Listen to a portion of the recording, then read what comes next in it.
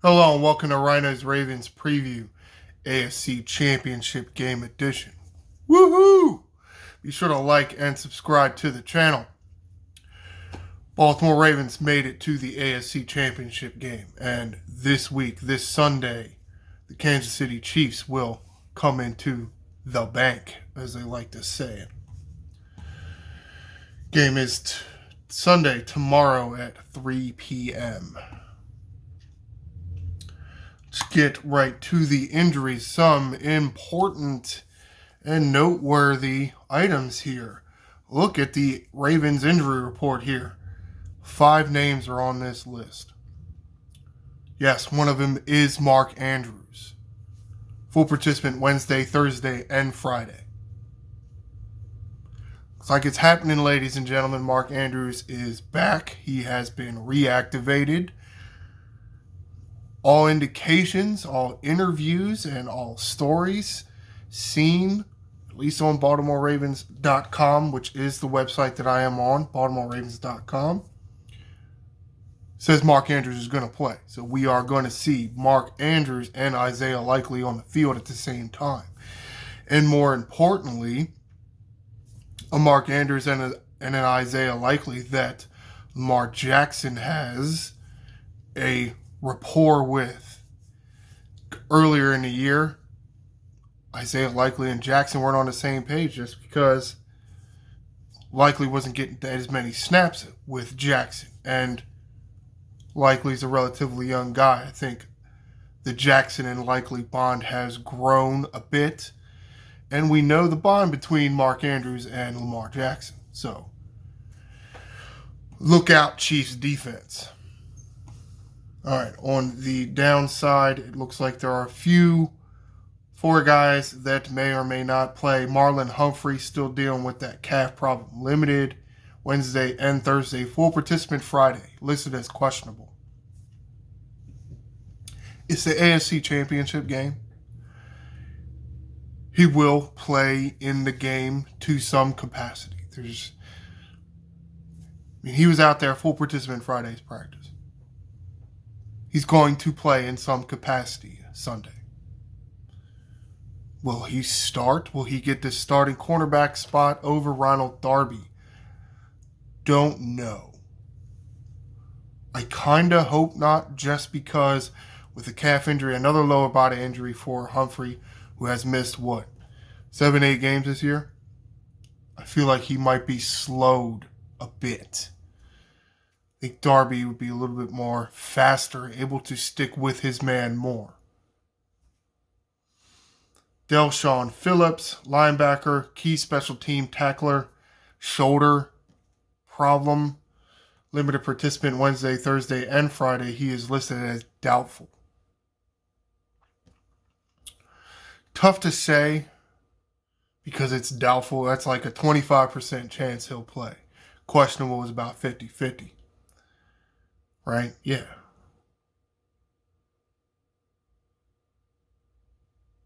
Yeah. Sure. Something like that. But the fact that he is, let's say, only a special teams player, or let's say a starting special teams player,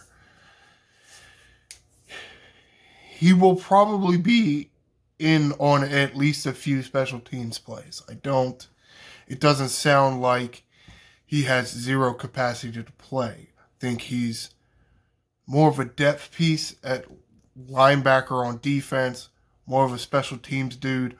I think he'll be able to get in there and run down the field a bit, try to tackle somebody at least once or twice. We'll see if that shoulder holds up. Tylan Wallace, the punt return hero in overtime from a few weeks ago, got a bit of a knee problem. Didn't participate Wednesday, limited Thursday and Friday. Now, he didn't play last game.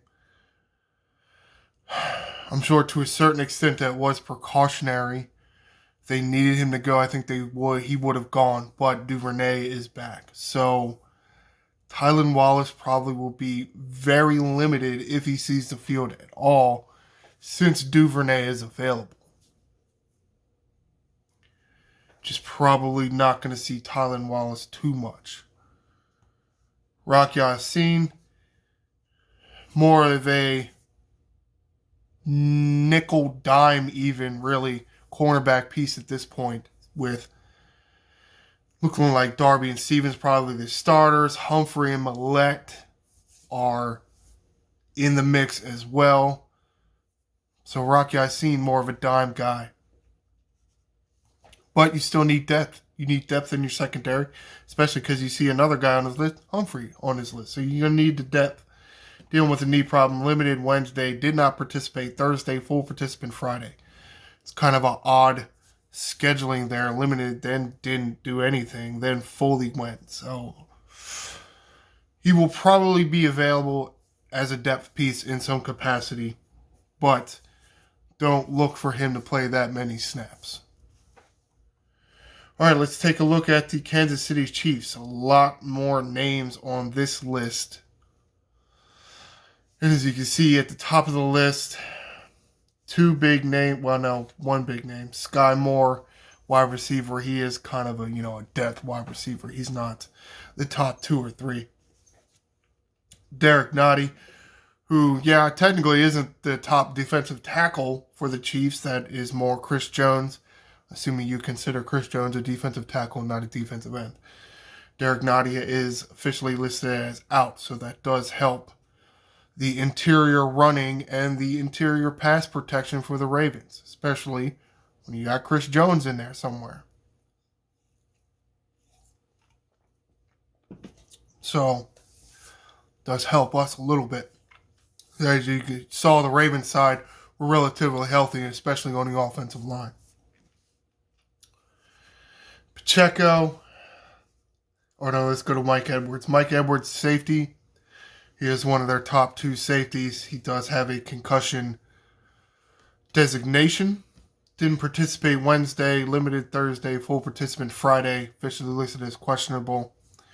You get the feeling that you see the progression there in his availability or his participation in practice. So even though he's marked with a concussion, it really looks like he's going to go, because started out not doing anything earlier in the week, then slowly ramped up to full go. So Mike Edwards will probably be in there. Pacheco, I think at this point, Pacheco is probably Kansas City's best running back. Clyde Edwards-Helaire is good, but it looks like Pacheco has overtaken him. Now, Pacheco does have an ankle-toe issue. Didn't participate Wednesday or Thursday, limited Friday. Officially listed as questionable. So, while it looks like he's going to be available to play, doesn't look like he's at full capacity. So, benefit to us here. Joe Thuney, assuming I'm pronouncing that correctly, one of the really good guards or interior offensive linemen in general that the Kansas City Chiefs have. Pectoral issue, did not participate all week and is officially listed as out, so that does help our interior pressure like Matabike and Michael Pierce. It's looking like they will have an easier time of it with Thuney out. Willie Gay is relatively high on the Chiefs linebacker depth chart. If you list 3 linebackers, they didn't really list one as a middle or one as outside. He is one of the 3 listed. He is dealing with a neck issue, which you don't really want to see guys with injuries from the neck and up, but he has been limited all week, Wednesday and Thursday, and didn't even participate Friday. So he's questionable, may not be able to go, and he probably won't be at 100% if he's dealing with this. So good for us, hopefully he's going to be okay. That's relatively it. You got Rice here with a hamstring thing. Valdez-Scantling with an oblique thing. Some of Mahomes' favorite target at the wide receiver position, but they look like they're going to be fine. Also, Snead there, they're probably best cornerback calf issues, so maybe he's not as fast as maybe when a healthy Snead is there. Maybe a little slower, so maybe we'll get, let's say, Flowers or Odell Beckham Jr. lots of yards this week, hopefully. All right, let's take a look at some of these.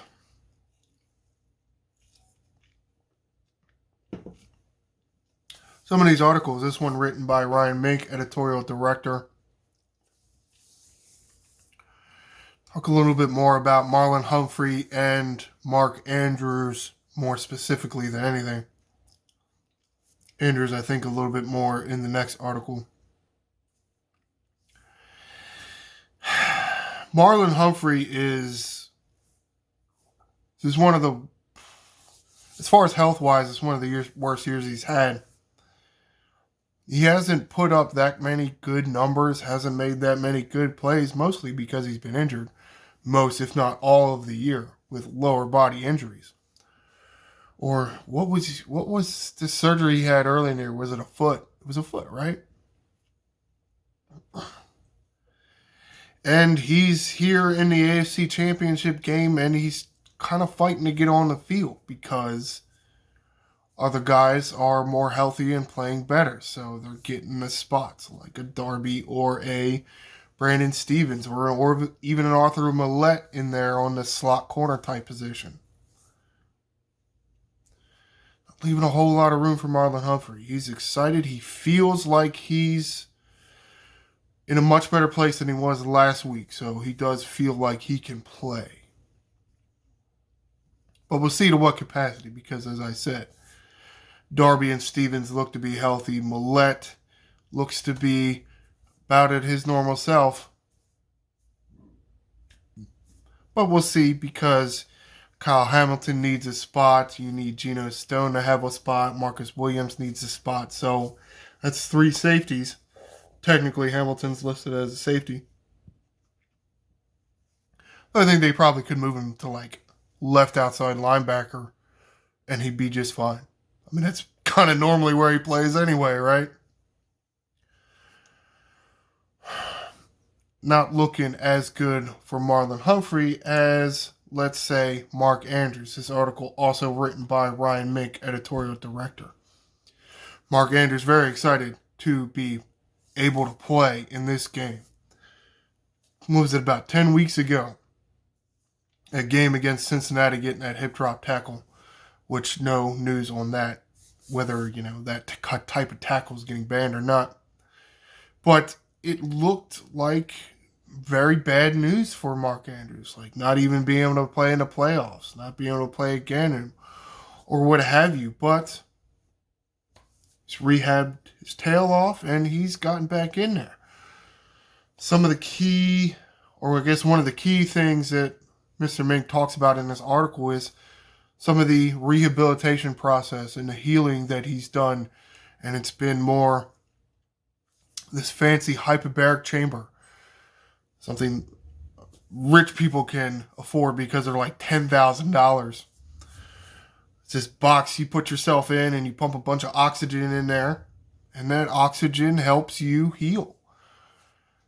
Andrews does specify, it's kind of like more for like he did say diabetes related. Like made it seem like Andrews had diabetes, which I'm not 100% sure, but it's possible. Lots of people have diabetes.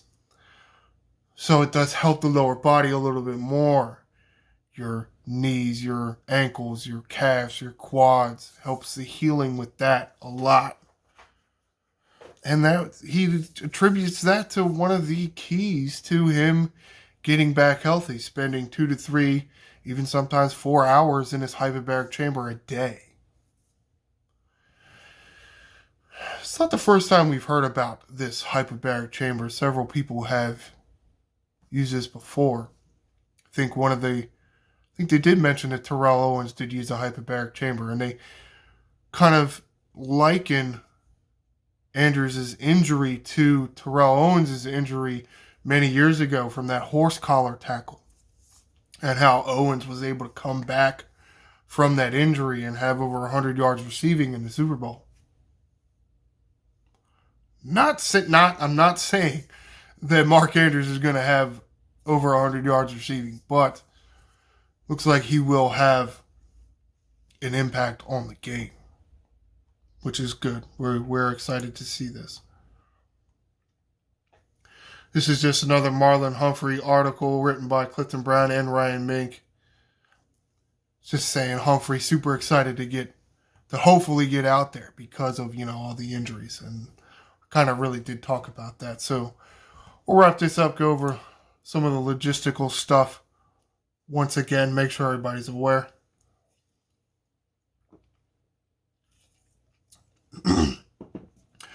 Two football games tomorrow. You're going to have the later game be the NFC Championship game, and the early game tomorrow is the AFC Championship game, scheduled to start on CBS/Paramount Plus at 3 o'clock Eastern Time. That would be p.m. Be the Kansas City Chiefs at the Baltimore Ravens from Baltimore M&T Bank Stadium. If you're going to the game, there's supposed to be lots of pre-game festivities. Legends are supposed to be there. Ray Lewis, Ed Reed, Terrell Suggs, Ogden, and some other people. So they want you to get there early, which I'm sure everybody will be in the city tomorrow. Going to have to leave early. And let's talk about my logistical stuff. Ryno's Ravens review will be... Yeah, let's do it Monday again. Might as well stick to my schedule. There's no reason not to. So, subscribe to the channel. You'll get notified when videos such as Ryno's Ravens review comes available online. Be sure to like the video. I am the Angry Ryno. Fly, Ravens, fly.